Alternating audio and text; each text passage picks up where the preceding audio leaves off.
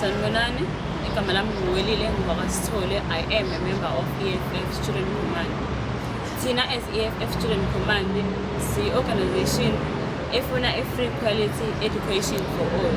But then since we are not in power yokuthi sikwenze lokho, sidemanda u-NSFAS lo esifuna ngawo-ke ukuthi u-NSFAS usikhokhele for experts, ukhokhe for transport, meal allowance and accommodation. Okay. Ngale ngo-experts. Uma ngithi ngifuna u-NSFAS usikhokhele imali for experts, ngisho ngoba lama-library ethu la esikoleni, yes, libraries nayo, ama-books akhona, but then awekho relevant for our modules. So masifuna imali ya-experts sidinga ukuthi sithenge iy'ncwadi eze-right sikwazi ukufunda. Then ngize nge-meal allowance. Kwamanye ama-institutions kuyadliwa, but then la e-UNISA akudliwa. Ukuthi i-ODL doesn't mean ukuthi asilambi. Siyayidinga imali ye-meal allowance ukuze sokwazi ukuthi sidle siqhubeke nemfundo sibe-right. Akufundeki ulambile, siyayidinga ngempela imali ye-meal allowance. Ngize nge-transport allowance. Sibaningi siqhamuka ey'ndaweni ey'ningi ey'hlukene, khona abaqhamuka kaMashu, koMlazi, kephi. Njengami ngiqhamuka eMlazi and I'm using i-train just because NSFAS awusiningi transport allowance. I-train iba late, ibe ney'nkinga. Kokunye uthi usahlela i-station uke esikoleni uzokuthiwa ugesi uphelile, ngeke usakwazi ukuhambela esikoleni ngoba sinoklasi, sekumele uphindele ekhaya likuphuthele lelo class. So uma singathola i-transport allowance kunga-right ngoba singasebenzisa ama-taxi size esikoleni sifunde then siphindele emuva. Siphinde sidinge i-accommodation. Sinabantu abasuka kaNongoma, eNquthu, like ey'ndaweni ey'kude abangenawo ama-relatives la eThekwini. So sidinga i-accommodation ukuze bezokwazi uku-accommodate-eka, bethole iy'ndawo zokuhlala, bebe-right bekwazi ukuba bezekhipasini. Bengalokhu befuna imiqasho, bebuye bexoshe nakhona be-move up and down befuna iy'ndawo zokuhlala. So NSFAS kumele ube responsible for zonke lezi zinto esengiy'mentionile. Sibingelele abafundi. Igama lami nguSiyanda S Sikobi, member of EFFSC Durban campus. Inkinga esinayo lana sifuna ukuthola kumina abafundi sitsho ukuthi ithini esingahlelo inkinga ukuthi sinenkinga la ukuthi siyawadinga ama-representative of all colleges. College of Law, College of Accounting, College of Education, College of Economics and Management Science, College of Accounting must have at least one member in the regions. At least umuntu lo uyena umuntu ozobachazela ukuthi kwalaw udinga ini, am-advise, kwa-education udinga ini, am-advise, because abafundi abaningi la e-UNISA abazi ukuthi yini kumele awaphi ama-modules kumele awenze on-education. Ngoba-Economics and Management Science akawazi ukuthi economics and management science kumele yiphi mengiwathathe first level, second level. So siyamdinga umuntu kanjani ama-assignment wethu ukuthi lo muntu yena usi-advise ukuthi okay assignment 1 uzwa kanjani siyamthekeni ukuthi abafundi bazoba nayo i-clue ukuze sonke sikwazi ukuphumelela. Okunye nawo kuyinkinga kakhulu kulo kwama-lectures, at least ama-lectures akakwazi ukuza kuma-universities la kuma-regions la e-KZN azokwazi ukuba-brief abafundi aba-advise ukuthi okay kule module le mhlawumbe say accounting kube lecture accounting usuka le from Pretoria ize la kuthina because thina sabafundi asinayo imali sifunda ku-NSFAS. So siyawacela nje hayi kama ama-lectures, siyawadimanda, siyawadinga ukuthi aze kuthina kuma-regions azositshela ukuthi ama-modules wethu singawa-treat-a kanjani ukuze sikwazi ukuphasa sonke because aim yethu sonke sizebasizela UNISA ukuthini sibe nemfundo e-right, siphumelele sonke umfundi akwazi ukushintsha ekuwo la aphuma. Ama-student advisors kuthiwa ama-student advisors abantu abazi ukuthi abakutshela ukuthi khetha noma yini la uzobona nawe ukuthi umfundi afika uyi-first year akazi ukuthi uyesebenzisa kuma-high school kuthiwa khetha noma yini, ukhetha ama-modules anzima ungakazi wabona NSFAS wethu uyasibhedela. So siyacela ngabafundi change of vote for EFFSC nakanjani. Amandla. In front of you is Senamile Nontando, an EFF Students Command member in good standing.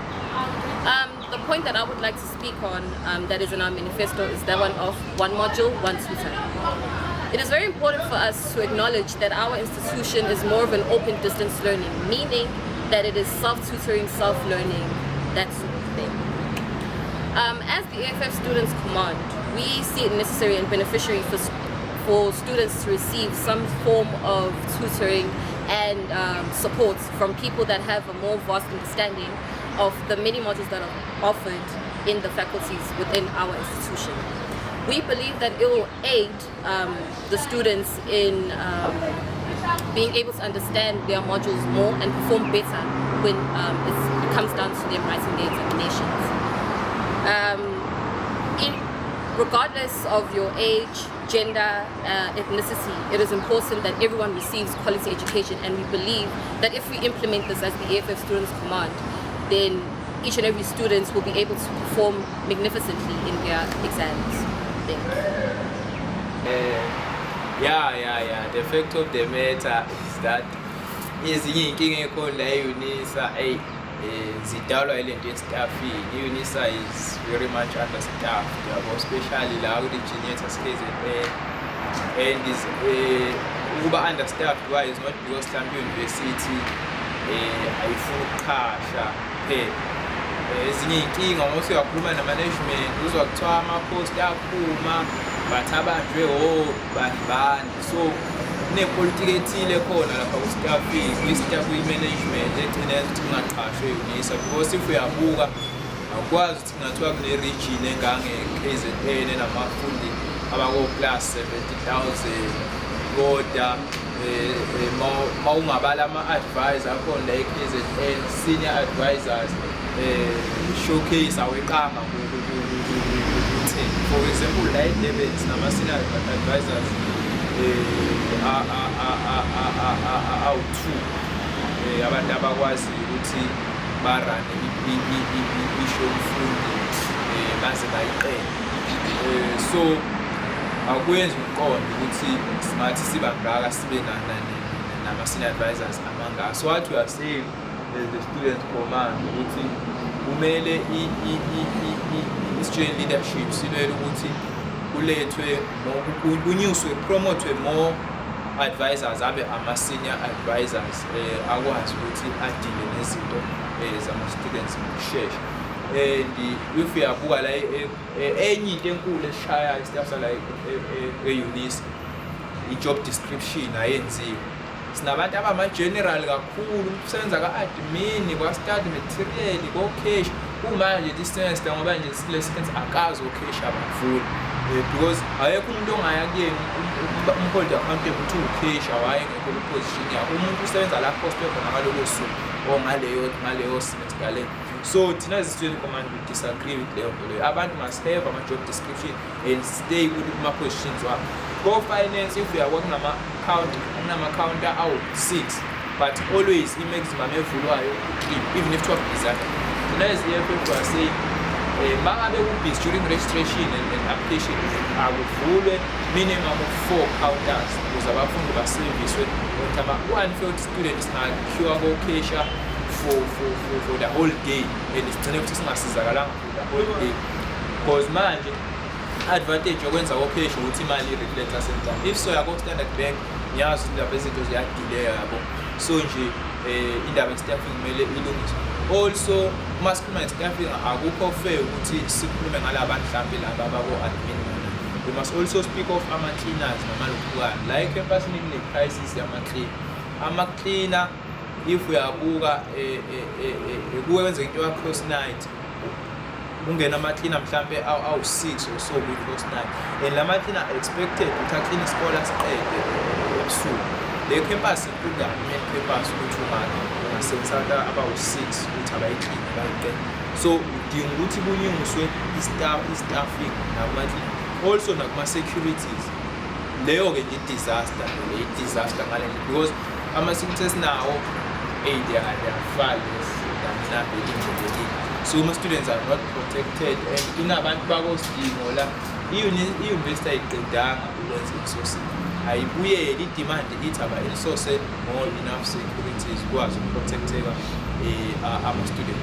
And kule nto, because it's part of staffing, indaba zama-contract staff nani leya nto leya iyabheda indaba yama-temp staff for 3 months, because manje uqasha umuntu la asebenza 3 months, mangabe aka-understand system yase-UNISA asebenze mhlawumbe mayese kwinyanga yakho yesithathu for sure suke se-understand ezinye izinto isiphele i-contract asazi ukuqhubeka sekumele kungene abanye abasha nabo abasazoqala and leyo nto ibuke ibeka abafundi engozini because umuntu ungafika kuyena uthi uzofuna i-service ngisho angakusevisa umbhede into engekho right kanjani uyazi ukuthi next month mawuthi next term umuntu uthi uzocomplain ngeke usamfica so there's abafundi beba ney'nkinga ezenzeka during ama-registration because basisuka abantu abanga-understand izinto and abangekho conscious ngama-services abawanika ama-students so ukuze babe lantu bazokwazi ukuthi babe-reliable sesabanika ama-student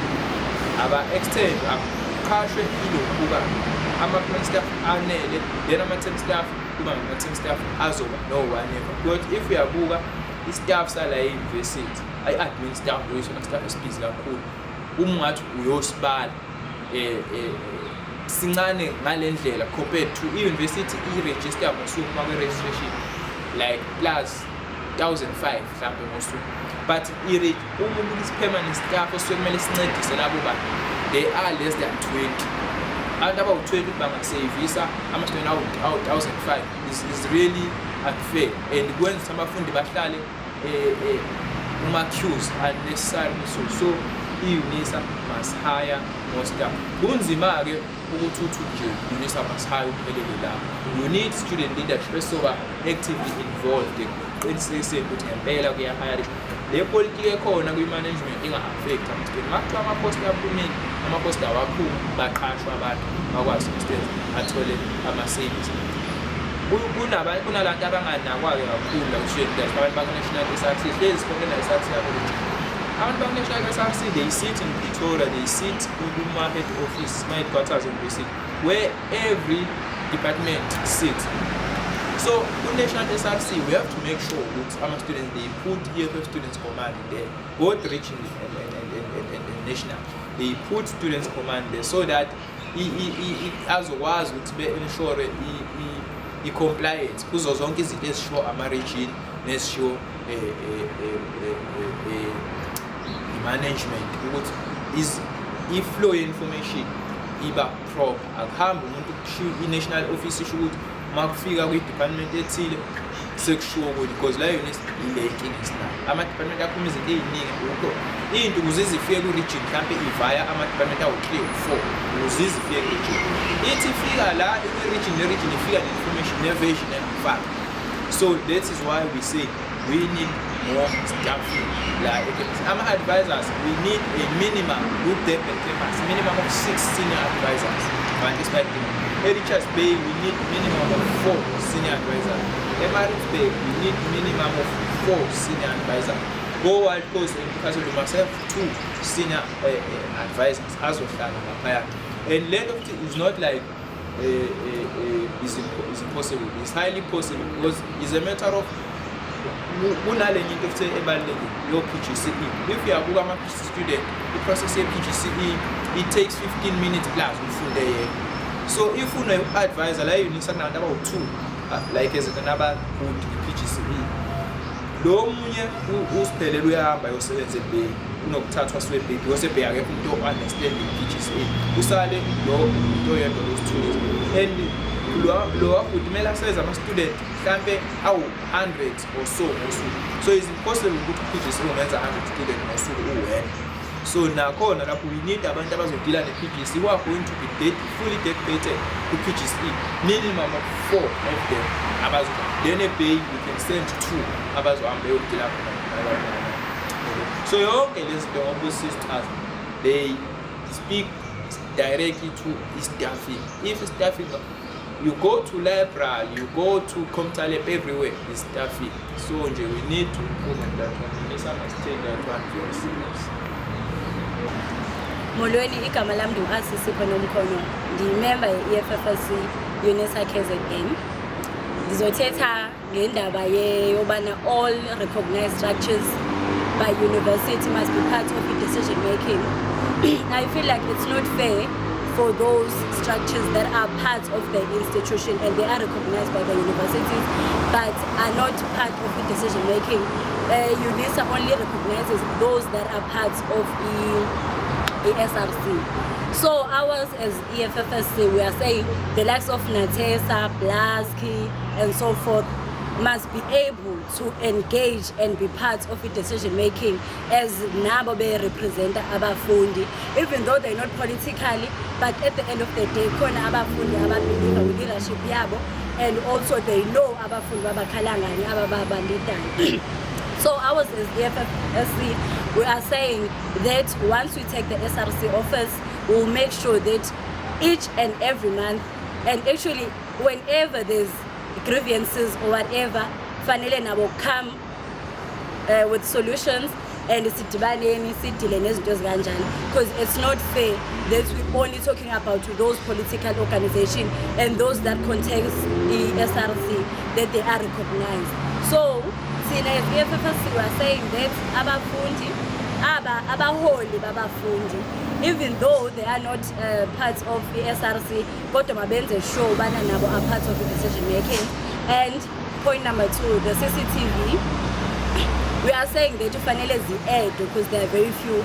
We had several issues, abafundi balahlekelwa zi-laptops, phone.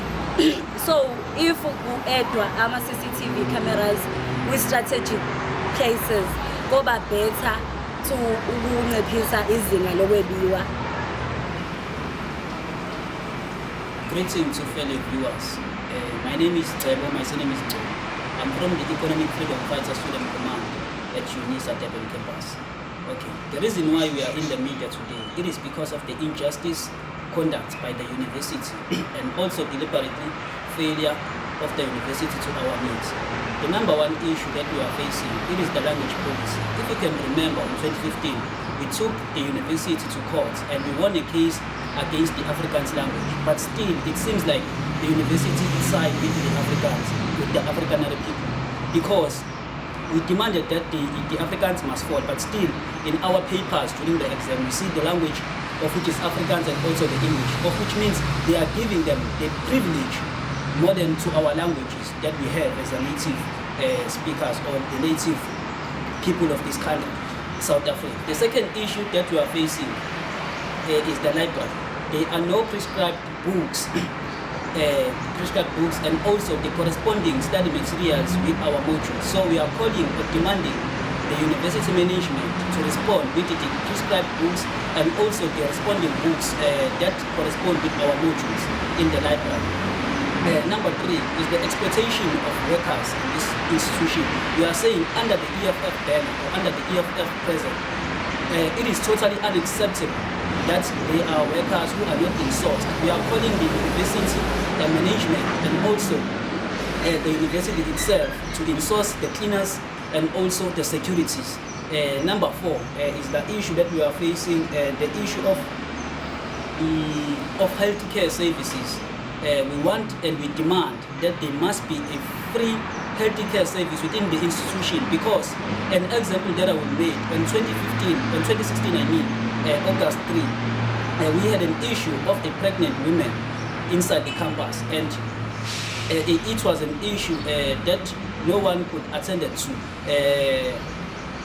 So kwaba issue le eyenzeka umuntu esifazane wathonezala le campus okungangokuba akekho wathi emsizile, but ngenxa yokuthi i-university ayinayo i-healthcare facility yangaphakathi la e-institution, kwagcina ekuthenini angakwazi ukuthi azalele ngendlela e-right and wazalela ngaphakathi institution. So sicela ukuthi i-management yala i-UNISA as student command of i-UNISA, sithi i-management ayizame ngakho wonke amandla ukuthi kube khona i-free healthcare facility within the institution.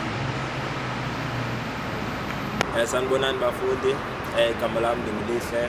I'm the member of the EFF student command. Mine is very simple, is to address this issue. Ingabonakala ngathi ayonto ebalulekile, but for the past 2 years we had the SRC ibikade employ management. Laba bantu we are sending them to fight for us, but baphinde baqashwa i-management so bazokwazi njani ukusibela as abafundi izidingo zethu besebenzela e-university, because sizothi sibathuma bayikisela imisebenzi yabo. So as the EFF student command, we are saying under our leadership akho umuntu political organization ozosebenza la management, because our main aim is to fight for students.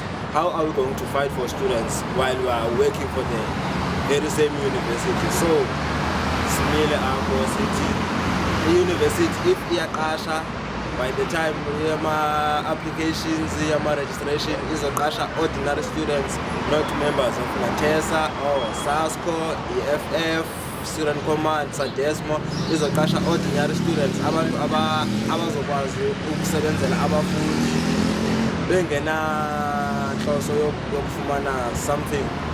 Thank you. Greetings students. My name is UNISA KZN, the chairperson of EFFSC Student Command, UNISA KZN SRC. As you heard my colleagues, as EFFSC Student Command, we have a vision.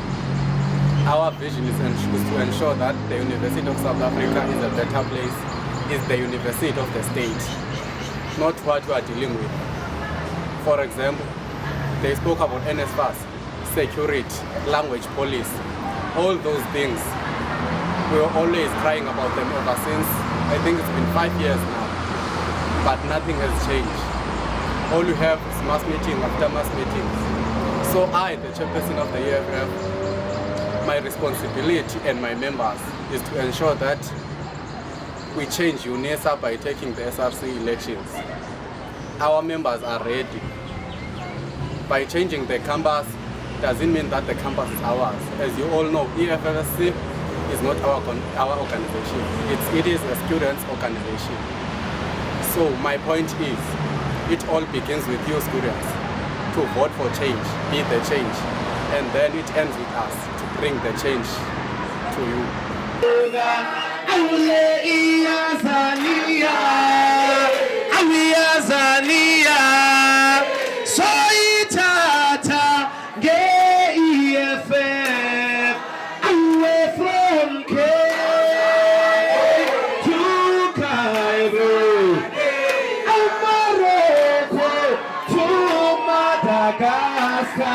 Situation